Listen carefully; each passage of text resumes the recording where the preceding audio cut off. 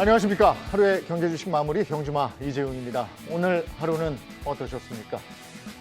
연초부터 분위기 좋다가 요즘에 FOMC 발표 이후에 시장이 오르락 내리락 혼조세를 이어가고 있습니다. 이번 주도 역시 다양한 지표들이 또 대기하고 있기 때문에 이 지표들 봐가면서 잘 판단을 하셔야 되겠죠. 그 판단을 우리 경주마가 돕겠습니다. 오늘도 전문가 세 분과 함께 달려보죠. 어서 오십시오. 안녕하십니까. 네. 오늘 데일리 이슈부터 가겠습니다. 데일리 이슈 2개 꼽아놨는데 코스피 대비 코스닥 지수가 요즘 좋아요. 코스닥 지수가 왜 좋은 건지, 코스닥 레버리지 펀드가 또 수익률에서 상위를 차지하고 있는데 코스피 대비해서 코스닥의 상승세 언제까지 이럴까요? 어떻게 봐야 될까요? 네, 뭐 오늘도 상대적으로 코스닥 지수가 조금 강했다고 볼 수 있는데, 코스닥은 이제 우리나라 시가총액 방식이니까 어떻게 보게 되면 2월 접어들어서 뭐 예를 들어서 코스닥 지수에 베팅하는 삼성자산운용에서 출시한 ETF 뭐 코덱스 레버리지 같은 경우는 그 지난주에 8,000원까지 갔다가 좀 쉽니다만 ETF 상승률이 좀 좋습니다. 코스닥 지수를 추종하는 ETF인데 아무래도 시가총액에서 코스피 같은 경우는 삼성전자가 20% 등을 차지하고 네. 코스닥은 지금 시가총액 1위가 에코프로 BM입니다. 예. 그리고 에코프로가 카카오 게임즈를 제끼고 시가총액 4위까지 올라왔어요. 그런 상태에서 전체 시가총액 12 종목 내에서 대략 배터리 관련주들의 시가총액 자체가 뭐 4종목 이상 포진돼 있다 보니까 한편으로는 약간 상대적으로 코스닥이 좀 돋보이는 것도 있고, 또 여기에 최근에 이제 뭐 아시겠지만은 인공지능 AI라든지 이런 관련 기업들이 대부분이 코스닥에 많이 포진돼 있다 보니까 지수 관점에서도 코스닥 지수의 상대적 강세, 그리고 지수를 추종하는 코스닥 150 지수를 추종하는 코스닥 지수 관련 ETF도 2월 초순 기준으로는 코스피 대비해서 아웃퍼폼하고 있다. 그리고 보는 게 좋을 것 같습니다. 저희가 요즘에 이제 심심치 않게 IPO, 공모주 따상 얘기를 듣게 되는데 중소형주가 주로 그런 것들인데 이런 것들도 대부분 보면 코스닥에 해당되는 것들이죠? 네, 맞습니다. 대부분 이제 따상 효과를 노릴 수 있는 것들은 사실 큰 주식들, 특히 잘 기억을 거슬러 보시면 우리가 공모주 열풍을 일으켰던 종목 최초는 SK 바이오팜이었습니다. 네. 그 이후로 이제 유동성이 공급이 되고 그다음에 공모주 열풍이 엄청 불면서 소위 말하는 따상들이 계속 되다가 이제 시장이 조금 주춤주춤해지고 이제 금리 인상에 대한 이런 여러 가지 이거 나오면서 사실 공모주 열풍이 사실 시들었죠. 근데 최근에 상장한 이제 기업들이 조금 효과를 봤는데, 우리가 저희 방송 전에도 저희들끼리 얘기 나눴습니다만 이제 오아시스가 이제 상장 철회하면서 이제 관련주인 지어소프트가 지금 시간의 하한가를 좀 보여주고 있습니다. 그래서 사실 이 따상이라는 게 사실 정말 전형적인 수급의 이슈로 가는 내용이잖아요. 그래서 사실 그 이슈는 사실 한 번 더 시장이 좋을 때, 그리고 유동성이 좀 더 활발하게 나올 때 좀 노려보시는 게 좋을 것 같고, 특히 코스닥이 최근에 강한 이슈는 앞서 하창봉 연구원님이 말씀해 주셨던 것처럼, 대표님 말씀해 주셨던 것처럼 조금 2차 전지 섹터들이 사실 상위 종목들을 많이 있습니다. 근데 사실 작년까지만 해도 수급이 2차 전지라던가 특정 섹터로 쭉 쏠리면서 이쪽이 올라가면 다른 쪽이 내리면서 지수를 조금 정체시키는 부분들이 좀 있었거든요. 근데 최근에는 조금 이 제약바이오 섹터들, 한 축을 담당하고 있는 제약바이오 섹터들도 이제는 하락은 않지 않고 옆으로 횡보하는 정도 수준. 그리고 반도체 소부장들도 어떻게 보면 이제 하락을 좀 멈추고 일단은 이제 바닥을 다지는 구간이 있다 보니까 두 섹터들이 이제 좀 어느 정도 빠지지는 않고 하방 경직을 좀 만들어내고 올라가는 종목들은 쫙 올라가다 보니까 진짜 지수는 좀 좋은 모습을 좀 보이고 있죠. 다만 오늘 같은 날을 보면 상승 종목보다 하락 종목이 더 많거든요. 그래서 사실 상승의 질이 썩 좋지는 않습니다만 코스닥이 코스피 대비해서는 올 초부터 시작해서 조금은 그래도 피 대비해서는 각이 좀 더 좋은 흐름들을 계속 이어져 가고 있습니다. 그러니까 일반 투자자들이 그러니까 코스닥의 레버리지 ETF를 많이 들었다는 거 아니에요 지금? 그죠?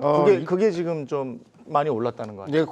이제 코스닥 관련 ETF가 상승이 나온 건데 상승이 나온 배경은 두 분이 말씀해주신 그 배경 속에서 ETF 상품이 같이 덩달아 좋았던 흐름이 나왔던 것이고, 저는 기본적으로 순환매가 계속 돌고 있으니까 한 번 파동이 나오고 끝나는 것이 아니라 골고루 업종별로 순환매가 나오는 게 첫 번째고요.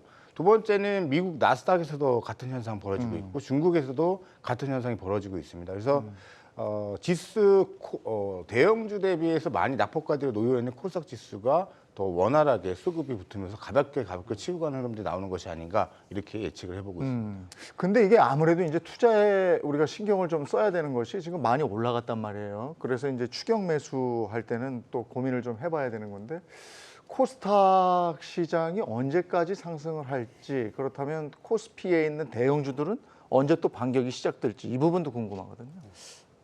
최근에 약간 이런 게 좀 있어요. 뭐 지수를 본다든지 네. 아니면 수급을 보면 장을 좀 못 따라가는 게 있습니다. 왜냐하면 오늘 같은 장도 외국인들은 저도 사실 이제 환율이 오늘 1,270원까지 뛰니까 예. 좀 팔만합니다만은 삼성전자는 사고 있거든요. 근데 오늘도 코스피 시가총액 상위에서 삼성전자만 빨간색입니다. 그러면 외국인들은 한국 주식을 사고 있습니다만은 사실은 삼성전자를 팔면서 오늘 시장에서 가장 큰 특징이 뭐였냐면 하이닉스와 LG에너지솔루션 또는 네이버 카카오를 팔았다는 겁니다. 그래서 지수를 보면 조금 장이 그냥 무너지지 않는 것처럼 보이는데 네. 한편으로 놓고 보면 이제 우리가 내용의 어떤 종목의 질이라고 이야기하는 하락 비율은 계속 올라갑니다. 그 말은 뭐냐면 시장은 저는 지수보다 오히려 섹터에서는 조금 늘어지고 있다 그렇게 보는 것 예. 같고 근데 코스닥이 강하긴 한데 한편으로는 이것도 똑같아요. 지금 코스닥 지수는 약간의 착시 효과가 있는데 만약에 어느 정도 에코프로 BM이나 에코프로나 아니면 이런 배터리 관련주의 탄력성이 만약에 둔화됐을 경우에 그럼 코스닥 지수를 그 다음에 백업해줄 섹터가 코스닥은 시가총액 분석을 해보면 뭐 게임도 있고 네. 바이오도 있습니다. 이쪽은 지금 대장주가 조금 무너져 있거든요. 그러다 보니까 막연하게 뭐 코스닥의 상승세가 어디까지 갈지 또는 코스피가 만약에 코스피가 언제까지 올라올지는 아무래도 이번 주 관점에서는 저는 약간 그래도 내일 발표된 발렌타인데이가 선물이 될지 아니면 좋지 않은 선물이 될지가 물가지표 확인하고 보는 게 낫고 하지만 중요한 포인트 중 하나는 지금 지수의 상승 탄력성이 조금 둔화된 것은 우리가 네. 캐치하고 가는 게 좋을 것 같습니다. 내일이 발렌타인데이군요. 그러면 초콜릿주는 올라갑니까? 그거는 모르겠습니다. 예. 근데 수급면에서 봤을 때 외국인들이 오늘도 샀잖아요. 개인하고 외국인들이 산 것 같고 기관이 팔았어요. 네. 이유가 있을까요? 기관은 정적인 뭐 종목장 수익률 네. 게임 하신다고 보면 되고 결국은 올해는 그 외국인들이 과연 돌아오느냐 안 돌아오느냐 네. 또는 작년부터 저는 사실 개인적으로 돌아오기 시작하지 않았나 이렇게 보고는 있는데 얼마큼까지 더 지속되느냐가 사실 가장 더 중요할 것 같아요. 네. 그러니까 작년에 2022년 연간으로 보면 외국인들은 주식을 매도한 걸로 나옵니다. 예. 16조 정도. 근데 작년 하반기부터 올해까지만 보면 작년 하반기를 끊어서 보면 그리고 올해 1월 달 보면 순매수거든요. 그럼 보면 지금 그 수량이 제가 15조인가 16조 될 겁니다. 네. 그러니까 작년 하반기 내내 샀던 물량만큼 올해 1월 달에 샀어요. 그러면 지금 사실 다들 두려워하시기는 해요. 근데 외국인들이 이 산 물량 생각해 보면 그렇게 종목이 또는 지수가 엄청 하락할 것 같지는 않습니다. 개인적으로는. 그래서 외국인들이 과연 왜 샀느냐에 대한 고민을 한번 해봐야 될 것 같은데 결국은 하반기 경기 개선에 대한 기대감일 것 같아요. 근데 일단은 사놓고 네. 여기서 만약에 하반기에 예상대로 금리 수준이라던가 그다음 경기 개선세가 좀 나와준다라고 하면 저는 하반기에 한 번 정도 최소한 상반기 대신에 상반기 좀 슈팅이 좀 나오면 네. 저는 오히려 하반기는 좀 어려울 거라고 보고 그냥 철저하게 예상보다는 대응의 영역으로 저는 올해 좀 시장을 보는 게 낫지 않겠느냐 이렇게 좀 보고 있습니다. 그래서 대신에 외국인들이 왕창 산 거는 맞다. 네. 그렇기 때문에 사실 내일 밤에 발표될 CPI가 어떻게 발표가 나든 그다음에 다음 달에 있을 금리 결정이 어떻게 나든지 간에 분명히 어쨌든 물가든 금리든 7분 응선, 8분 응선 넘었다고 보거든요. 네. 시장 영향을 미치는 영향은. 그러면 지금부터는 떨어질 때마다 조금 매수하는 관점을 보시는 게 낫다. 네. 그렇게 생각하고 있습니다. 자, 이번에는 챗 GPT 얘기 한번 해보겠습니다. 챗 GPT만 얘기하는 게 아니고 요즘 뭐 늘 얘기했었으니까 삼성의 새로운 휴대폰이 나왔는데 그게 요즘 화제예요. 근데 거기다가 여기 갤럭시에 챗 GPT 서비스를 한다 이런 얘기가 흘러나왔는데 이거 어떻게 된 겁니까? 뭐 마소나 구글 다 협력해서 앞으로 이렇게 진행해 나가겠다라고 이제 밝힌 것인데 이거는 뭐 애플도 마찬가지입니다. 애플에서도 나오는 스마트폰에 챗 GPT 기능을 탑재한다라고 밝혔고 그러니까 우리가 계속 논하지만 이게 단순한 테마냐 메가 트렌드냐를 논했을 때 이런 과정들을 보면 메가 트렌드의 어떤 흐름으로 전개가 되고 있어요. 그래서 월가에서는 뭐 IT 닷컴 버블 수준의 거품이다라고 이야기를 하고 있지만 IT 닷컴 버블은 100배짜리 뭐 150배가 터지던 시대였고 지금 바닥권에서 이제 뭐 두세 배 이제 올라왔습니다. 다만 오늘 우리 코스닥 시장에서 보시게 되면은 코난 테크놀로지나 셀바스 AI가 사실은 쉬어야 되는 자리인데 네. 이 뉴스와 함께 두 종목이 장대 양봉을 또 치고 올라갔어요. 그러니까 여기서 지금 조심해야 되는 게 지금 주의 경고 딱지가 붙어 있기 때문에 네. 추가 상승이 나오면은 때려 맞을 수가 있습니다. 때려 맞아서 양봉이 음봉으로 전환되네요. 네. 근데 양봉에서 샀더니 장 후반으로 갈수록 음봉 전환됐을 때 굉장히 불쾌감을 느끼실 수 있습니다. 이 말은 고점권에서 아무리 지금 좋은 이슈가 나온다 하더라도 또 삼성에서 이런 것들을 한다라고 밝혔기 때문에 모멘텀이 가중될 거야라는 생각으로 도전하시면 안 되는 자리라고 보고 있고, 오히려 바닥권에서 움직이는 알테라라든가 마인지랩 같은 종목군들은 아직 상승폭이 크지 않거든요. 차라리 좀 이렇게 내가 만약에 챗GPT 관련주를 보겠다라고 한다면 이런 섹터를 좀 보시는 것이 낫지 않겠는가 이렇게 생각하고 있습니다. 아니 요즘에는 워낙에 챗 GPT 관련해서는 다 오르는 장이기 때문에 삼성전자에서 갤럭시의 챗 GPT를 쓸 수 있게 한다. 그럼 내가 가지고 있는 휴대폰에서도 챗 GPT 바로 쓸 수 있는 건가? 호기심이 생기고 네. 이건 주가에 반영되는 거 아니겠습니까? 삼성이란 글자가 붙어서 오늘 조금 주춤하던 AI 관련주로 또 매기세가 붙다 볼 수 예. 있습니다. 최근 우리나라 대표이사 중에서 제일 바쁘신 분이 바로 노태문 사장입니다. 삼성전자 갤럭시 S24라는 네. 적극적인 공본데 이것도 내용 자체를 놓고 보면 할 수 있다는 거잖아요. 네. 그러니까 삼성도 자체 이제 AI 옛날에 보면 픽스비라고 있을 네. 겁니다. 애플은 또 시리라고 있는데 한편으로 가만 있게 한번 생각해 보시면 삼성의 운영 체계는 구글 안드로이드 체제를 사용을 하고 있습니다. 네. 그러면 당연히 구글과 마소와 좀 협력을 강화할 수 있는 부분이고 또 장기적 관점에서 충분히 우리 삼성 입장에서도 챗GPT 관련 서비스를 넣을 수 있다 그런 내용인데 여기에 이제 반응하는 걸 놓고 보면 오늘 조금 전에 그 AI 관련주 주가 움직인 거 보면 네. 이제 소프트웨어적인 측면에서 코난테크나 솔트룩스 많이 움직였습니다만 조금 놓고 보게 되면 오픈 엣지 테크놀로지라든지 가온칩스라든지 AI 반도체 관련주로도 같이 움직이거든요. 그러면 여기서 조금 확대할 때 어쨌든 지금 당장 오늘은 약간 제가 보니까 삼성전자가 한다고 하니까 조금 더 많이 움직인 것도 없죠. 왜냐하면 삼성 글자만 들어오면 그냥 움직입니다. 네. 로봇 움직였던 것처럼. 그걸 본다면 사실 이거는 나쁘게 보면 너무 조금 이제 너무 붙인다. 너무 소설을 쓴다 볼 수 있고 좋게 보면 전 좋게 보는 게 더 많은데 어쨌든 23년도는 그냥 우리가 막연히 생각했던 메타버스와 조금 만약 비교를 한다면 약간 막연한 메타버스보다는 AI는 정말 내 곁에 와 있기 때문에 23년도 주가 관점에서는 등락 나오겠습니다만은 한번 불을 붙인 이 AI라는 이 키워드 자체는 23년도가 엄청난 게임 체인저도 갈 수가 있기 때문에 급하게 매매 안 하셔도 저는 기회는 올 거라 보고 있습니다. 예. 그 관점으로 보시는 게 좋을 것 같습니다. 네, 삼성전자 얘기하면서 챗 GPT 관련 주까지 한번 쭉 돌아봤고요. 이번에는 뭐 세계로 눈을 한번 돌려보죠. 풍선이 그렇게 떠다녀가지고 요즘에 연일 화제가 되고 있습니다. 그 미국하고 중국하고 관계가 더 안 좋아질까봐 이게 걱정되는 부분도 있고, 중국 요즘에 시장 분위기 괜찮아질 것 같은데 또 미중 관계 안 좋아지면 또 중국 경제가 또 어떻게 되는 건가 여러 가지 궁금증이 있습니다. 이거 어떻게 보십니까? 당연히 정치적인 이슈는 네. 사실 주식시장에 항상 뭐 국내든 국외든 항상 한국 증시는 불확실성으로 해서 항상 위험 요인이 되기 마련이죠. 네. 근데 다행히도 사례가 좀 있었죠. 사실 2018년도에 그때도 이미 미중 무역 분쟁이 좀 네. 있었습니다. 그때 사실 저희 현업에 있으면서 얘기를 했던 게 결국은 해결될 거다였어요. 대신에 결국 해결되긴 했잖아요, 사실. 근데 그 과정이 엄청 말려 죽이는 과정이었어요, 사실. 그래서 종목들이 그 기간 동안 매수세도 붙지 않고 그냥 전반적으로 매수세도 붙지도 않고 그냥 다들 별로 좋지 않은데 못하러 사. 약간 그런 분위기였던 거죠. 그런데 이제 이 기간을 잘 판단을 하셔야 돼서 이번에 사실 저는 그게 조금 약이 될 수도 있다라고 생각합니다. 네. 그래서 결국은 미국이랑 중국이랑 싸워서 서로 어차피 피해를 볼 건데 그럼 굳이 강화 그 갈등 양상을 더 확산하지 않지 않겠느냐 그런 관점으로 일단 접근은 하시되 대신에 여기서부터는 좀 매매 스킬들이 좀 필요할 것 같습니다. 그래서 좀 늘어질 것 같으면 또는 우리가 흔히 말하는 지지선이나 또는 뭐 이제 조금 뭐 이 중요한 가격대가 좀 추세를 깬다라고 하면 조금 비중 축소의 관점도 왜냐하면 이게 정치적인 이슈는 언제 끝날지를 확실하게 사실 할 수가 없습니다. 갑자기 오늘 밤에 나타나서 갑자기 싸우자고 할 수도 있고 갑자기 오늘 밤에 갑자기 뭐 없었던 일을 합시다 그렇게 할 수도 있는 부분들이기 때문에 사실 그때 딱 생각해 보면 뭐 예를 들어서 중국의 유명한 뭐 중요한 뭐 무역 관련 부장이 비행기를 탔다더라. 네. 미국 비행기를 탔다더라. 그 소식 한마디에 뭐 주가가 올라가기도 했었고 네. 그런 경험들이 있었기 때문에 지금 뭐 이 부분이 사실 주식시장에 아직 큰 영향을 미치고 있지는 않지만 조금 더 확산이 돼서 시장이 이제 본격적으로 언론에도 많이 나오고 주가의 흐름이 좀 나온다라고 하면 좀 리스크 관리할 필요는 있다. 대신에 너무 절망적으로 보실 필요까지 또 없다.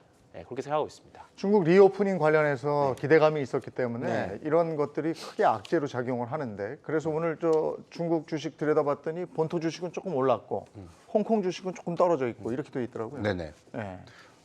저는 지금 이 부분 비행 풍선 부분이 좀 영향이 약할 것 같아요. 왜냐면은 지금 여러분들이 아까 그림도 보여주셨지만은 첫 번째 풍선이 미국 본토를 가로질러서 네. 저 끝까지 다 횡단을 했습니다. 그리고서 격추시켰죠. 그리고 난 다음에 두 번째, 세 번째는 넘어오기 직전 단계에 있는 알래스카와 유콘에서 그냥 격추시켜버립니다. 그러니까 통로 첫 번째 비행 물체가 통과가 될 때까지 몰랐을까요? 저는 충분히 알았고 그렇죠. 이것을 회자시키면서 정치적 이슈를 좀 끌고 가는 모양새 그런 것들이었다. 그리고 부채한도에 대한 논의가 아직 끝나지 않은 상황에서 우리에게 힘을 모을 때 항상 이런 좀 분위기를 좀 애국에 대한 분위기를 좀 많이 몰아넣고 있는데 그 전술을 쓰는 게 아닌가. 그냥 저의 그냥 음모론적인 생각이고요. 그래서 저는 일단 이 부분 만약 이것 때문에 시장이 조정세가 나온다 그러면은 저점에서 기회다라고 보고 있고 최근에 잘 올라가고 있던 뭐 롯데관광 개발이라든가 눌림목 잘 들어왔기 때문에 이런 기회를 이용해서 저점에서 충분히 가능하지 않을까 생각이 됩니다. 근데 오히려- 저는 예. 제가 말 인터셉트에 죄송한데 이거 그냥 흘리면 안 될 것 같습니다. 왜냐하면 좀 전에 브룸버그 속보를 봤더니 중국 칭다오 해안에서 하나의 이제 비행 물체가 떨어졌는데 네. 중국 정부는 다시 지금 풍선 터뜨리 이거를 역추적한다는 이야기거든요.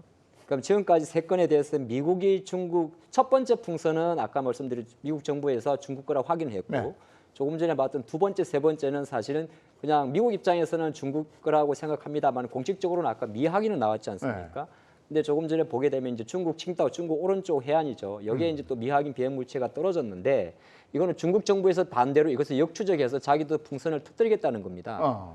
그러면 어떻게 보게 되면 이게 물론 이제 제가 왜 조금 저는 이걸 신경을 쓰냐 하면 정시에는 현재까지는 반영은 안 되는데 우리는 항상 좋은 장일 때 하나의 돌달도 체크해 봐야 되지 않습니까? 지금이 뭐가 중요한 거냐면 원래 2월 지난주에 블링컨 국무장관의 방중이 예정돼 있었습니다. 근데 이 풍선 때문에 방중이 이제 멈춰버린 상태고 왜 방중을 하려고 했는지 체크를 해봐야겠습니다만 또 다음 달 한 달 정도 있으면 중국의 양해까지 가기 때문에 다른 한편으로는 뭐 직접 풍선 관련 이슈가 시장에서 미치는 영향은 작지만은 우리가 지난해 주말에 미국이 중국의 풍선 관련 업체에 대해서 6개 업체에 대해서 블랙리스트를 지정을 했지 않습니까? 그런 걸 생각한다면 본의 아니게 코로나 이전에 약간의 완화됐던 미중 무역 갈등에 대한 이슈 자체는 간접적으로 있다. 그러니까 팩터 자체는 흘리면 안 될 것 같습니다. 예. 아니 근데 지금 저 이 지구 위 궤도에 위성 휙휙 다 있고 로켓도 슝슝 날아다니고 근데 왜 떼아지게 풍선 가지고 이 난리들을 떠는지. 이 풍선 사태는 과거에 늘상 있었어요. 아 그래요? 날아다니던 풍선인데 긁어 부스럼 만들었죠. 아 이슈를 키웠나? 그렇죠. 그러면? 저는 그렇게 보고 뭐 하 대표 말씀도 일리가 있지만 부채한도 앞두고서 이 표심 응집의 의미가 저는 있다고 보고 있습니다. 개인적인 생각이고요. 그래서 만약 이것 때문에 충격파가 시장에 다가오면 그때 확인해도 늦지 않겠는가? 확인하고 오히려 떨어지면 뭐 기회다. 기회죠. 이렇게 뭐, 보시는 거고. 북한 미사일 핵실험에도 뭐 하루 그냥 반짝 꺾였다가 제자리 돌아가지 않았어요. 알겠습니다. 어쨌든 뭐 미중 간에 그 악재가 하나 나타났어요. 풍선으로 말미암는 건데 그 얘기 해봤고요. 뉴욕 증시 얘기 좀 해볼까요? 그 FOMC 발표 이후에 그리고 14일이죠. CPI 발표를 앞두고 혼조세인데 단기 비관론도 나오고 있는데 이 혼조세가 언제까지 갈 것 같습니까? 어떻게 보세요? 내일 참 중요한 날이죠. 네. 발렌타인 말씀하셨던 대로 발렌타인데이도 있고 이제 CPI 내일 밤인데요. 지금 보니까 한 6.2, 6.3 정도 예상치 나오는 것 같고요. 지난달에 이제 6.5였고 그러면 이제 상승폭은 점점 우리가 올라갈 때도 이제 상승폭이 점점 줄어들고 있다. 네. 상승 유리했던 것처럼 지금도 이제 하락 유율이 점점 줄어들고는 있습니다. 뭐 한국 시장도 마찬가지고 뭐 미국 시장도 이제 이런 발표를 앞두고 자기 눈치 보기 당연히 뭐 보고 근데 어차피 오늘 살 거 내일 사지 뭐 확인하고 사지 약간 그런 느낌이다 또 있고 특히나 이제 미국에선 테슬라가 워낙에 좀 반기에 거의 더블 났잖아요. 네. 지금. 그러니까 뭐 당연히 차익 명분에 대한 그 명분도 좀 주는 것 같고 차익 실현에 대한 명분도 좀 주는 것 같고 그런 상황인 것 같습니다. 그래서 내일 특별하게 엄청나게 예상치를 변동하지 않는 이상은 시장에 사실 큰 이슈는 없을 것 같고요. 네. 올해는 대형주보다는 한국도 그렇고 미국도 그렇고 저는 사실 올해는 이머징 국가들 쪽이 훨씬 더 낫다고 생각합니다. 항상 네. 보면 경기가 안 좋았다가 사실 지금 그때 미국에서 경기 침체가 그때였어라고 발표 사실 안 했잖아요. 사실 저는 한 몇 달 뒤에 작년이 경기 침체였어라고 발표할 것 같아요. 그러면 사실 주가는 어느 정도 와 있을 것 같은데 그러면 이제 종목들은 아마 이제 잔력성이 있게 올라갈 건데 항상 이 구간에서는 이머징 국가들이 좋았고요. 그다음에 코스닥 시장이 사실 좀 더 좋았었습니다. 그러면 올해는 대형주들이 일부 좀 가져갈 건 가져가지만 우리가 앞서 말씀드렸던 내용들이 다 결국은 수혜를 받는 종목들 다 코스닥에 일부 다 위치해 있잖아요. 그러면 코스닥 쪽에서 매매를 조금 더 비중을 높이는 게 특히나 올해 코스피도 여전히 감익이거든요. 감이 한 15% 정도 작년 대비 감익이면 결국은 시장에서는 코스피 코스닥이든지 간에 작년 대비 올해 또 내년까지도 추정치들이 올라가는 종목들이 분명히 있을 겁니다. 또는 적자에서 흑자로 계산하는 종목들이 좀 있을 겁니다. 그런 종목들이 대부분 우리가 다 언급하는 종목들이거든요. 그런 쪽에서 매매를 하시는 게 좀 낫다고 생각해요. 그러니까 지금 바닥 박박 끼고 있는 것들이 거기다 물타기를 하시는 것보다 차라리 어느 정도 일정 부분 올라와서 뭐 4주 신고가든 뭐 한 52주 신고가든 가서 무서워할 게 아니라 그 종목의 주도주 후보군들이거든요. 네. 그리고 결국 시장을 가끔 다 보면 지금 52주 신고가 내고 있는 종목들을 보면 다 결국은 가던 놈들이 여기까지 갔네, 여기까지 갔네 이렇게 된 상황입니다. 그러니까 우리가 신고가를 너무 무서워할 게 아니라 신고가를 갔다는 거는 일정 기간 동안 신고가를 갔다는 거는 시장에서 분명히 참여자들이 내가 보는 관점이 아니라 시장 참여자들이 좋게 본다는 관점입니다. 그러면 그 종목이 주도주 후보군이 될 수 있거든요. 그래서 그런 종목들을 한번 찾아보시는 게 낫지 않을까 생각합니다. 아니 근데 댐비기가 무서워요. 무섭죠? 네. 저도 최근에 나노 신소재 봤더니 엄청 올랐는데 네. 거기에 이렇게 그래프를 보면 네. 이렇게 올랐는데 내가 들어간다고 완전히 뭐 직각 사다리로 올랐더라고요. 그러니까 그런 건 좀 겁나는데 지금 말씀은 그런 것들이 시장이 다 좋아하는 거니까 우리가 부동산으로 치면 좋아하는 구역에 있는 집들 올라가는 맞습니다. 것처럼 네. 그런 거니까 한번 유심히 한번 보시라는 얘기고요. 아까 테슬라 얘기해서 하 대표님이 네. 아까 테슬라가 뭐 값 올렸다고 그 얘기했잖아요.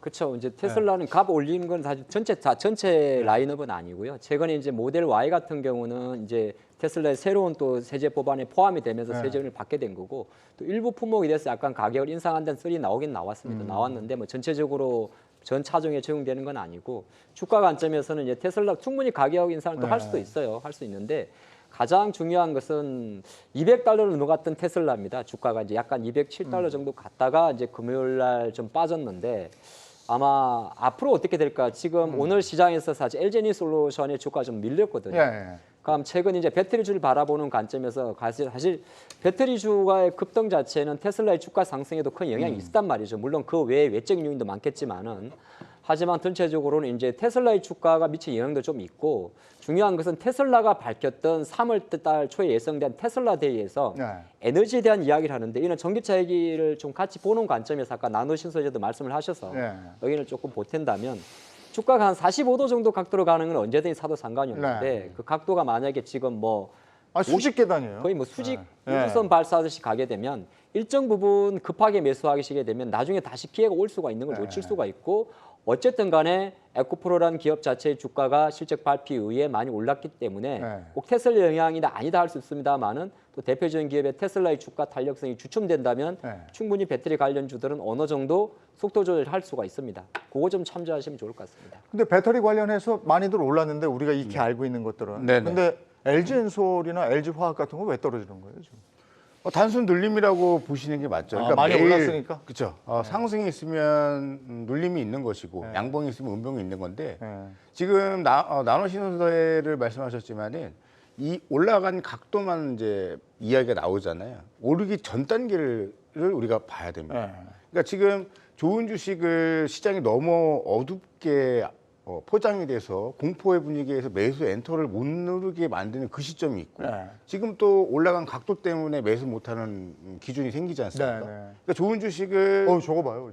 불안할 때 저 이전 단계를 보세요. 1월 초 혹은 작년 12월 계속 우리가 분할로 좋은 종목 매수해 뒀으면 좋은 결과가 있었던 거를 어떤 방증하는 거다 말씀드리고 싶고 오늘 메디톡스 같은 경우도 이제 그 대웅제약과의 민사 1심에서 이겼다는 소식에 뭐 연속으로 뭐 강한 흐름이 전개가 되고 유행처럼 지금 뭐 저런 파동들이 나오고 있는데 그래서 제가 보는 것은 앞으로 저렇게 파동이 나올 수 있는 섹터들, 그러니까 대형주보다는 중소 섹터가 여전히 매력 포인트를 가져갈 것 같은데 우리가 또 한 가지 생각해야 되는 건 최근에 뭐 코난 테크놀로지도 그렇게 올라갔지만 관심이 없었던 종목이 관심이 쏠리면서 수급이 일시적으로 몰아붙였을 때 일주일 안에 더블 가는 현상들이 지금 시장에 나타나고 있기 때문에 저는 바닥권 종목군들 아직 시세 분출이 없었던 종목군들 계속 봐야 된다라고 보고 있고 그냥 저의 의견입니다. 아직 5G가 바닥권에 있고 5G 또 삼성에서 지금 일본 쪽 수주 따내면서 주도를 하고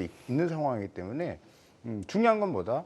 시장이 어려울 때 두려움에 가득 찰 때 분할 매수 미리 해두는 그러니까 종목 발굴과 분석이 중요한 것이지 차트는 그 후행적인 부분이다 말씀을 드립니다. 네. 아니 근데 꼭 이거를 오른 다음에 아니까. 그래서 우리가- 제가 예. 오늘 2번 인터셉트하네. 예. 죄송합니다. 아니 좋아요. 정보를 주시면 좋죠 뭐. 저 나노신소재도 그렇고 메이톡스도 그렇고 주가가 한 10% 오르는 한 30, 40% 오르는 종목들의 공통점은 전부 다 공매도 비중이 많은 종목들입니다. 그러면 제가 팁을 하나 뭐 팁까지는 아닌데 왜냐하면 아이러니하게도 공매도 많은 종목이 무조건 상승은 아닌데 우리가 이제 한국 증권거래소라든지 들어가면 공매도 비중을 트래킹을 할 수가 있어요. 이 중에서 조금 더 구체적으로 뭐 체크하는 방법을 말씀드리면 그 중에서 공매도 평균 단가가 10% 전후 손실 나는 기업들이 있을 수가 있습니다. 그 거꾸로예요. 공매도 세력들이 현재 10% 정도를 손실 보는 기업. 그러니까 공매도 가격이 10,000원인데 지금 주가가 11,000원입니다. 이런 기업들이 만약에 호재가 나왔을 때 쇼커버가 생각보다 세게 나올 수가 있거든요. 이것도 한번 체크해 보시면 좋을 것 같습니다. 공매도를 오히려 이제 보고 이용하는 거네요, 우리가. 공매도 그죠? 손실이 현재 두 자릿수 전후에서 손실 보는 종목들을 말씀드립니다. 요거 한번 유심히 봐라. 쉽게는 뭐 이제 공매도가 손절매하는 거죠. 그러면서 사실 단기 상승이 나올 때 급하게 나오니까 우리가 주가도 반대로 빠질 때 뭐 기관이든 어디선 손절매 세게 나오면 훅 빠질 때 있잖아요. 반대인 거죠. 그러니까 공매도가 매도된 게 매수로 청산되면서 훅 올라가는. 그러면서 사실 이 부분을 이용해서 매매하시는 분들도 많은 걸로 알고 있습니다. 또 실전으로 제가 인터셉트에서 말씀을 드립니다. 좋아요. 공매도 물량이 많다. 공매도 물량이 이렇게 많아? 하고 또 엔터를 못 누릅니다. 맞아요. 그러니까 지금 다 지나간 데이터로 말씀들을 하시는 거고 원래는 정석 플레이는 좋은 종목인지 우리가 다 알아요. 아는데 시장이 두렵잖아요. 음봉이 막 떨어지고 그러니까.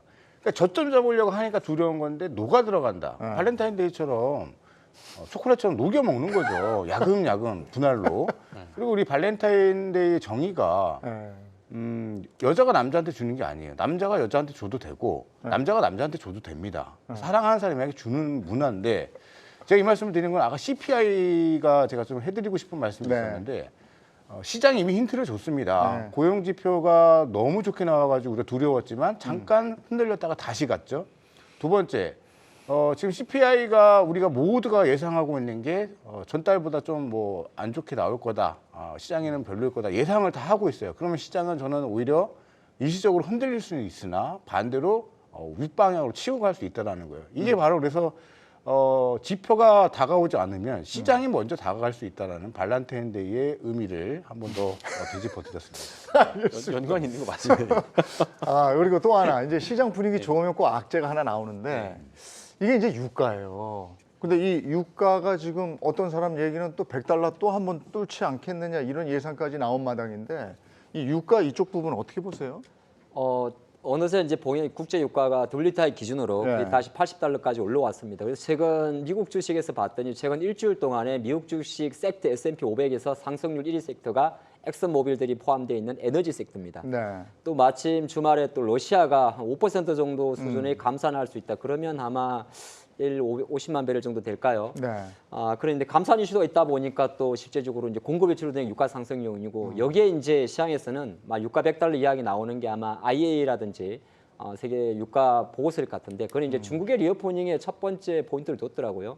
그러니까 $100라는 게 지난해처럼 뭐 러시아 우크라이나 전쟁이 발생해서 공급 쇼티지에 따른 유가 상승이 아니고 수요가 많이 수요가 늘어나는데, 기반이 돼서 유가가 오르지 않을까 그런 내용인데 사실 예측할 수는 없는 부분입니다만은 올해 23년도에 정시를 누르는 가장 큰 재료가 사실은 물가라는 재료도 있습니다만은 침체잖아요. 예. 침체라는 관점에서 유가 상승은 시장에서 받아들이는 흐름 자체가 부정적인 것보다는 조금 긍정적일 수가 있습니다. 물론 나쁜 거는 유가 상승은 아무래도 물가 피크로 대한 속도, 그러니까 물가가 떨어지는 그렇죠. 속도를 감소시킬 수는 있겠죠. 네. 하지만 다시 한번 물가는 어느 정도 완화되는 수준에서 경제 회복이 얼마가 되냐가 빨리 되느냐가 23년도의 관건이라면 국제 유가의 어떤 완만한 상승은 시장 우호적인데 여기서 완만한 상승이란 제가 단서는 다릅니다만은 만약에 빠른 상승으로 나온다. 뭐 예를 들어서 유가 차트 좀 같이 보시면 갑자기 85달러 정도라 90달러 언저리까지 가게 되면 이거는 부담으로 작용할 수가 있습니다. 네. 그래서 현재 지금 75에서 한 85달러 정도의 박스권은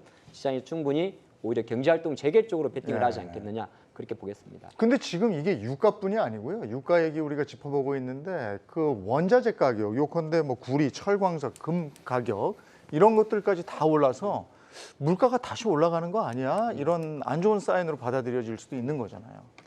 우리가 팡이라는 단어 아시죠? 네. 얘 한 2020년, 21년에 유행했던 단어인데 그 이후에 작년에 나왔던 단어 뉴팡이라고 있었습니다. 그 중에서 앞에 F가 fuel, 기름이고 끝에 G가 골드거든요. 근데 사실 지금 와서 까보니까 좀 맞았다는 네. 생각이 좀 있습니다. 그 안에 이제 A가 이제 우주 산업도 있었고 그다음에 식량도 있고 뭐 그런데 사실 지금 하정보 대표님 저는 저의 생각 딱 맞거든요. 그러니까 기름값이 너무 폭등만 하지 않으면 지금 중국의 그러니까 이게 언제 시기가 굉장히 좀 사실 중요한 것 같아요. 어떻게 해석이 되느냐 시장에서 같은 재료라고 하더라도 언제 시장 상황이 언제 있느냐, 뭐 금융 상황이 어떻게 되어 있느냐 상태에서 나오는 재료를 어떻게 참여자들이 받아들이냐 그 차이인데 지금의 유가 상승은 저는 오히려 좀 저도 긍정적으로 보고 있고 중국이 올해 사실 정말 엄청나게 리오프닝을 저는 준비한다고 생각합니다. 저는 그래서 중국 리오프닝과 관련된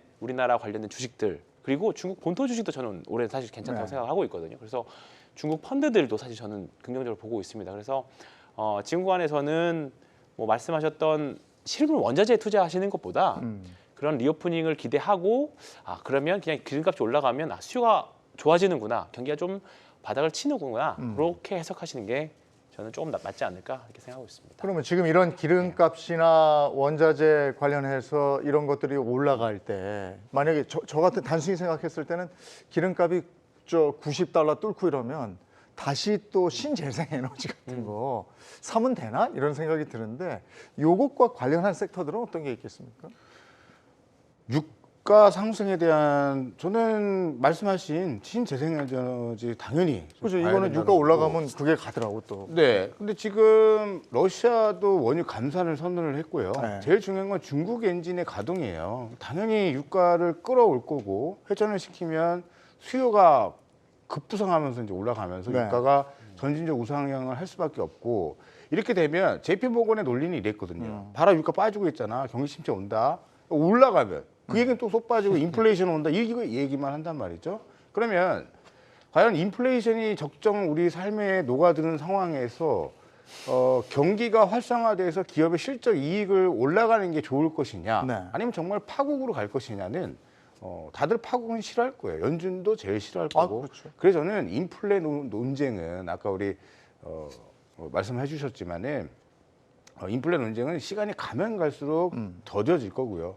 뇌리에서 사라지기 시작할 겁니다. 그러면 3월이 IRA 이제 실행이 수정안이 진행이 되면 본격적으로 저는 신재생에너지 쪽 특히나 원탑 태양광, 투탑은 풍력, 수소도 저는 수소 관련주들이 아직 시세 분출이 없어요.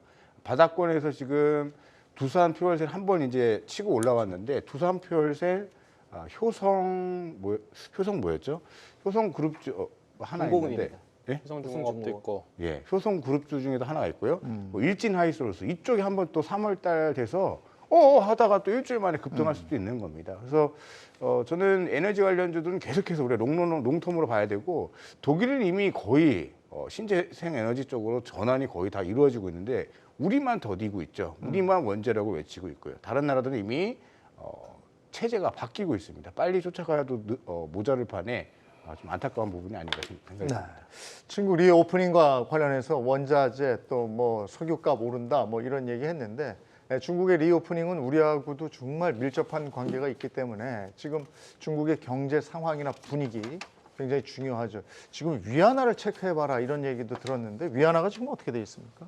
위안화가 한때 작년에는 포치라고 이야기하는 7위안까지 올라갔었는데 이제 중국이 지난 11월 초순 정도에 중국이 금융 완화를 한 이후부터 최근 이제 계속 강세를 왔습니다. 그러니까 위안화 강세 속에서 중국 본토 증시나 홍콩 증시도 많이 상승했는데 지금은 약간 강세가 좀 주춤되고 있어요. 최근 뭐 6.78 정도 위안을 하고 있는데 이거는 이제 중국 위안화만 그런 게 아니라 지금 우리나라 뭐 원화가 반등하는 것처럼 어느 정도 지난주에 달러화가 약간 반등을 해주면서 위안화의 상대적 강세는 조금 멈춰 있는데 이제 중국이 다음 달 3월 초에 양해를 발표하면서 올해 이제 23년도 경제 전망치를 구체적으로 하지 않겠습니까? 근데 최근 이제 IMF라든지 피치라든지 뭐 노무라든지 많은 IB들은 중국의 23년도를 그래도 5% 초중반 정도의 성장률을 전망을 합니다. 전망을 한다는 거는 중국이 지난해 이제 5%에 비해 깨진 상태에서 다시 한번 좀 회복되는 그림인데 회복되는 그림 관점에서 가장 중요한 거는 자국 통화의 강세거든요.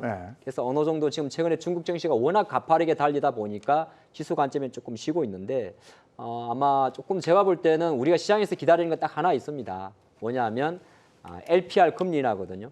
근데 이제 실제적으로 MLF라든지 시중률 같은 걸 통해 가지고 자문 조달했는데 중국이 가장 필요한 게 부동산 시장에 대한 자금 지원이라면 결정적으로 LPR의 금리 인하가 이루어져야 되는데 금리 인하를 하려고 그러면은 위안화 강세를 갖고 있어야 됩니다. 그러니까 이게 왜 그러냐면 LPR을 딱 인하하는 순간부터 또 이거는 위안화가 튀어버리기 때문에 어느 정도 경제 회복의 속도를 보면서 LPR 금리 기준금리 인하로 갈 것 같아요. 근데 그거 자체를 조금 구체화하기 위해서는 아무래도 이번 3월 리창 총리가 공식적으로 취임을 하게 되고 또 정역과 전인돼서 조금 더 구체적인 안이 나온 이후에 움직이지 않을까 그렇게 보고 있습니다. 우리가 중국의 경제를 체크할 때 그리고 주가 동향을 볼 때 많은 분들이 이제 우려하는 것이 부동산 리스크가 있다. 그다음에 그 수출입 감소 뭐 이런 얘기 그리고 미중 무역 갈등 아까도 얘기했습니다만 이런 걸 다 체크해야 된다 이러잖아요. 어떻게 생각하십니까? 중국의 부동산 이슈는 해마다 나왔던 이슈였습니다. 그리고 항상 보면 이미 알려졌던 재료가 현실화되는 케이스는 사실 많이 보지는 못했고요. 이번에 극단적인 사례로 최근 사례로 경기 침체라고 했지만 시장은 반대로 반응한 것처럼 이미 알려진 것에 대해서는 사실 그렇게 걱정할 필요는 없다라고 보고 안 알려진 것들이 갑자기 튀어나왔을 때 이거 뭐야라고 하면 사람들이 일단 매도 버튼부터 누르거든요. 그러니까 그게 더 중요한 것 같고요. 올해 아까 신재생 에너지 말씀하셔서 끼어들려다가 타이밍을 놓쳤는데 올해 중국 경기 모르겠다. 나는 아직도 중국 경기 살아날 것 같다 모르겠다 하시면 앞서 대표님이 1등을 태양광, 2등 풍력이라고 보셨는데 저는 풍력 1등으로 보고 있습니다. 일단 풍력 이건 뭐 각자 개인 차이니까 일단은 풍력 산업은 개별 이슈는 아닌 것 같고요. 개별 이슈는 아닌 것 같고 미국도 그렇고 중국도 그렇고 한국도 그렇고 그냥 산업 자체가 다 돌아가는 상태입니다. 산업 자체가 커지는 상태입니다.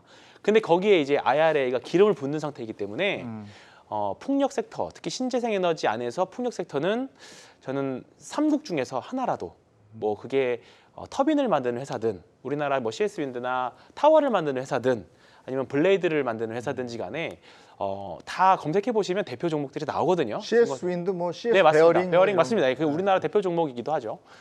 그런 종목들 다 보시면 좋을 것 같고 대신에 원자력은 일단은 유럽에서는 그 신재생 에너지에서 빠져 있거든요. 그렇기 때문에 이게 개별 이슈로 움직이는 건 정책적인 변수가 있기 때문에 사실 신재생 에너지 하면 원자력 질문을 참 많이 주세요. 저희 개인적인 손님들도. 그러면 근데 원자력은 솔직히 잘 모르겠다라고 일단 저는 말씀드리거든요. 그런데 신재생 중에서 하나를 가져가겠다라고 하면 저는 풍력 쪽에서 하나 정도는 또는 모르겠다 하면 ETF.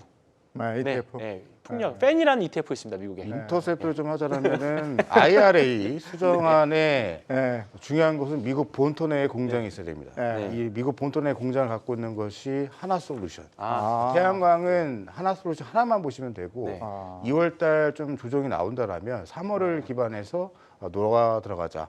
그리고 뭐 태양광 하면 또 OCI 얘기하던. 오시안은 일단 배제합니다. 다릅니다.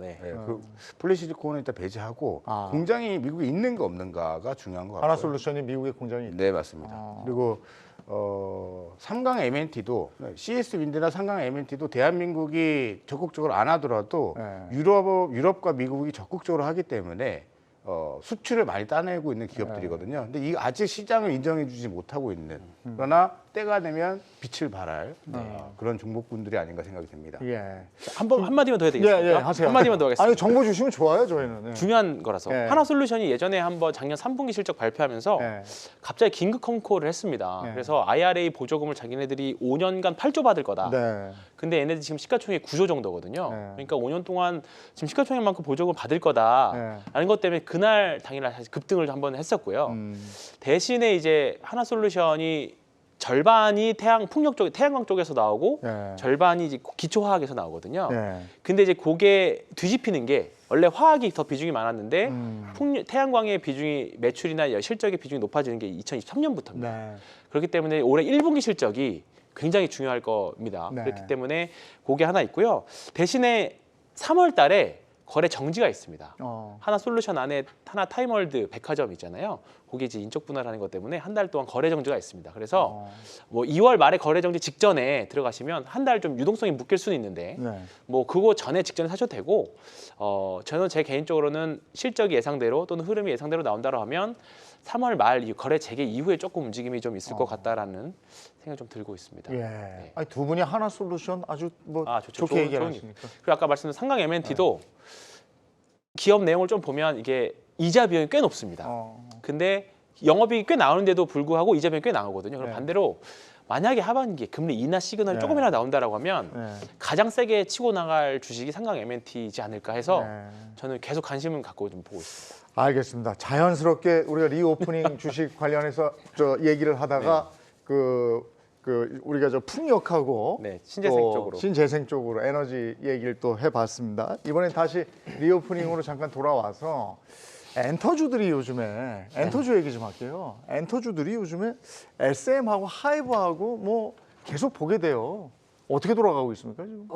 작게 보면 SM과 하이브의 지분 경쟁 이슈고, 네. 카카오죠. 카카오 보게 되고 다른 한편을 놓고 보면 이제 우리나라 엔터 산업이 어떻게 보게 되면 저는 사실 이것 자체가 앞으로 지켜봐야겠습니다만은 이제 SM 3.0이 핵심 아닐까요?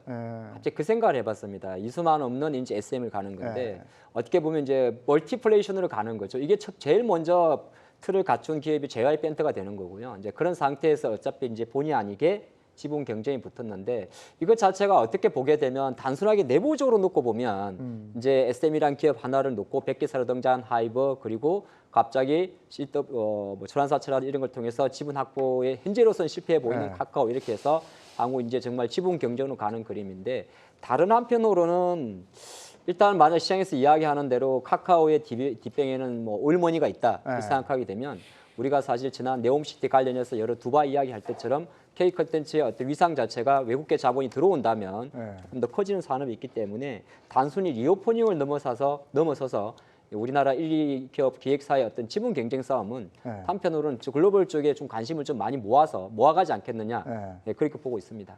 저 SM하고 SM, CNC 뭐예요?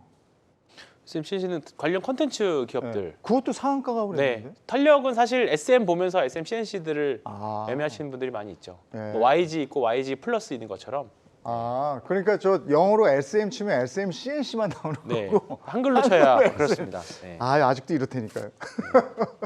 그래서 어디가 이긴다는 겁니까? 하이브가 이기는 겁니까? 뭐 카카오 엔터가 이기는 거 어떻게 되는 겁니까 지금? 지금 이제 하이브 쪽에 이수만 대표가 힘을 실어주면서 좀 악당 역할을 내려놓고 하이브 쪽으로 이제 최대 주주가 하이브가 되는 것이죠. 앞으로 이제 추가적으로 추가 매수, 공개 매수 가격이 12만 원이니까 한편으로는 기존 주주분들은 12만 원이 벽인 것이고 근데 이미 중장기 투자하셨다라면 충분히 이익을 보셨으니까 너무 욕심도 좀 내는 것은 아니지 않나 싶은데 개인적으로 SM의 가치는 훨씬 위에 있습니다. 근데 그래서 얼라이어 이름 뭐였죠?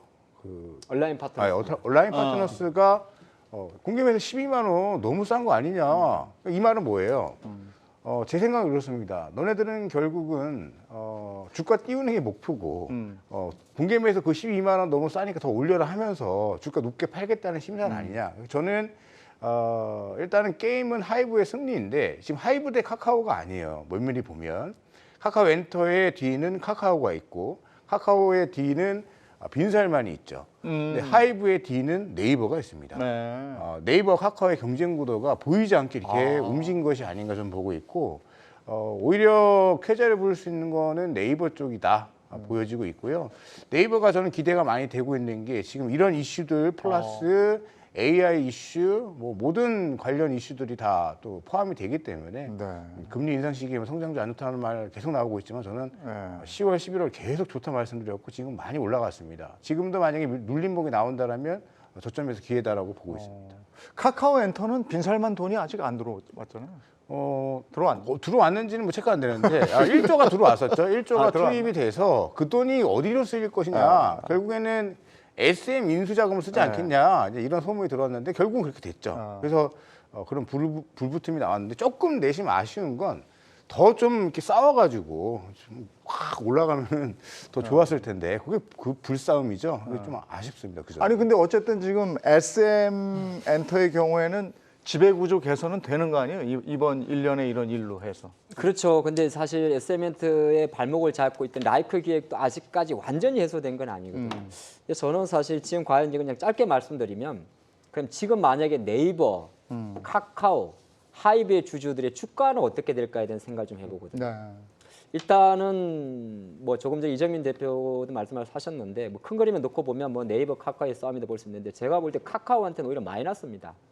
이게 왜 그러냐면 카카오를 투자하는 기업들은 대부분이 그리고 카카오가 주가가 좀 상대적으로 그랬잖아요. 카카오엔트 상장하고 뭐 뱅크 상장한데 그러면 또 한편을 놓고 이거는 카카오엔트 좋아지는 거 아니겠습니까? 그러면 나는 그 생각도 해봤습니다. 나는 카카오 모빌리티를 보고 카카오를 투자하고 있는 주주 입장에서는 오히려 카카오엔트 밀어주기 쪽으로 지분 경쟁이 되는 거고 물론 이제 카카오든 하이브든 다 1조 원의 금액은 있어요. 있긴 있는데 그거를 그렇게 무리할 필요까지 있겠냐는 생각도 하거든요. 그러면 오히려 기존 주주 특히나 기관들은 바로 카카오나 네이버 특히나 하이브 세 종목에 대한 비중을 팔 겁니다. 아마 수급 동향 확인하지 않아도 빠질 건데 중요한 거는 일단 요리 봤을 경우에는 주가는 단기적으로 조금 조정을 보일 수가 있습니다. 물론 SME 주가는 좀 멈출 수가 있겠죠. 그래서 카카오나 네이버 입장에서는 장기적 그림에서는 특히나 좋은 그림이 나올지 모르겠습니다만은 단기적 그림에서는 현재 기존 주주들 입장에서는 충분히 부담감을 줄 수도 있는 내용이다 그렇게 보고 있습니다. 조금 넓게 볼까요? K 콘텐츠에 대해서 한번 얘기해 볼게요. 요즘에 피지컬 100이라고 보셨어요? 피지컬 100 거기 하는 건 알고 관련주가 좀 있습니다. 떠요? 네. IMBC가 관련주라고 해서 네. 한번 떴다가 좀 또 세게 빠지고 이게 그렇게 하고 넷플릭스에서 보는 있죠. 네, 거. 그렇습니다. 네. 네. 전 세계 이제 1위도 한번 찍었잖아요. 네, 그렇습니다. 근데 저는 개인적으로 보자마자 오징어 게임 비슷하게 따라하는 것 같아가지고 냅다 그냥 꺼버렸고 일단 몸매가 너무 좋아요. 그리고 그렇죠. 좀 아무 생각 없이 보는 게 좀 싫고 저랑은 안 맞더라고요. 영화도 있어요 300이라고. 네, 맞아요. 그래서 저는 그래서 오히려 3월 10일 날 네. 다시 2편이 개봉되는 더 글로리에 초집중을 하고 있고 오늘은 K 콘텐츠에서 콘텐츠 미디어 쪽이 좀 주가가 좀 하향세였는데 좀 반격이 좀 나와줄지 저도 좀 지켜보고 있는데 조금 약세인 건 맞습니다. 근데 콘텐츠 주는 좀 조심을 해야 되겠더라고요. 지난번에 저 재벌집 막내 아들인가 그거 할 때 레몽레인 막 떴는데 지금 별로 안 좋죠 레몽레인. 네, 근데 그거는 이제 뭐 레몽레인 뭐 보통 이제 드라마가 방영이 끝나고 나면 빠지는 게 있는데 조금 전에 아까 글로리가 시즌 2가 3월입니까? 네. 3월이죠. 2월 15일부터 카지노 시즌 2가 또 시작을 하거든요. 15일이요? 네, 얼마 안 이번 주 남았네. 수요일입니다. 수요일부터 다시 이제 최민식 주연의 카지노 2가 또 디즈니 플러스를 방영되고 오늘 장 초반에도 사실 우리나라 그 나의 해방일지라는 드라마가 이게 초록뱀 미디어에서 제작했던 건데 또 중국 OTT 업체 유쿠에 또 방영이 됐어요. 그래서 이 OTT 관련주들이 어떻게 보게 되면 드라마 제작사들이 주가가 조금 최근에 다른 섹터에 밀려서 있지만은 저는 계속적으로 한국의 드라마나 이런 것 자체가 중국 OTT에 상영이 되고 또 한국의 다른 K 콘텐츠가 뭐 글로리도 마찬가지고 아까 말씀하신 피지컬 100도 마찬가지고 이렇게 간다면 이 관련된 기업들은 틈틈이 스케줄을 체크하는 게 좋을 것 같다는 생각을 하고 있습니다. 네, 이렇게 오늘 K 콘텐츠까지 한번 쭉 돌아봤습니다. 대형주가 주춤하는 사이에 중소형주가 섹터별로 막 지금 순환되고 있으니까 정신 없으시죠? 경주마가 꼼꼼히 챙겨드리겠습니다. 내일도 장 끝나고 들어와서 분석해 보도록 하죠. 경주마 오늘 여기까지 하겠습니다. 고맙습니다.